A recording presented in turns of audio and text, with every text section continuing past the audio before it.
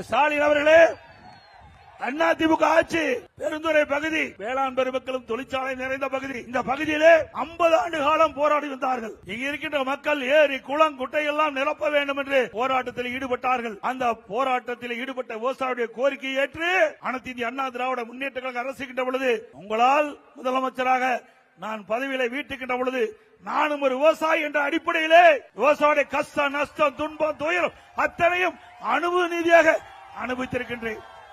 அதனால அந்த மக்களுடைய கோரிக்கையை ஏற்று அத்திக்கட அவனாசி திட்டத்தை கொண்டு வந்தேன்.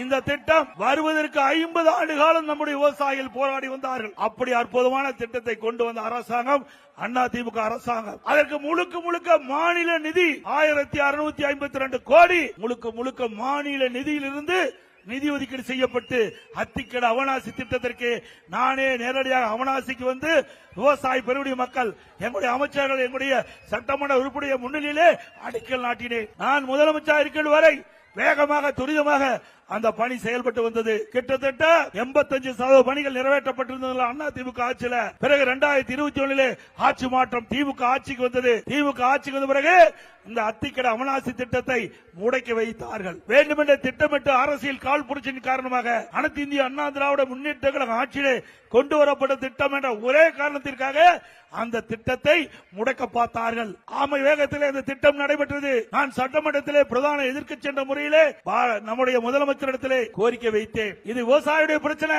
இன்றைக்கு பவானி ஆற்றிலும் சரி, மேட்டூர் காவிரி ஆற்றிலும் சரி உபரி நீர் வெளியேறிக் கொண்டிருக்கின்றது. உபரி நீரை இந்த பகுதி மக்களுக்கு கொண்டு செல்வதற்கு தான் அத்திக்கட அவனாசி திட்டம் நிறைவேற்றுங்கள் என்று பல முறை கோரிக்கை வைத்தோம். கிட்டத்தட்ட 3 ஆண்டு காலம் ஆமை வேகத்திலே இந்த பணியை முடுக்கி விடுவதற்கு பதிலாக ஆமை வேகத்திலே செயல்பட்டு ஒரு வழியாக 3 ஆண்டு கழித்து அந்த ஸ்டிக்கர் ஒட்டி அந்த திட்டத்தை திறந்து வச்சாங்க. அந்த திட்டத்தில் இன்னும் பல ஏரிகள் விடுபட்டிருக்குது. அதிமுக ஆட்சி வருகிறது. விடுபட்ட ஏரி குளங்கள் அனைத்தும் நிரப்பப்படும்.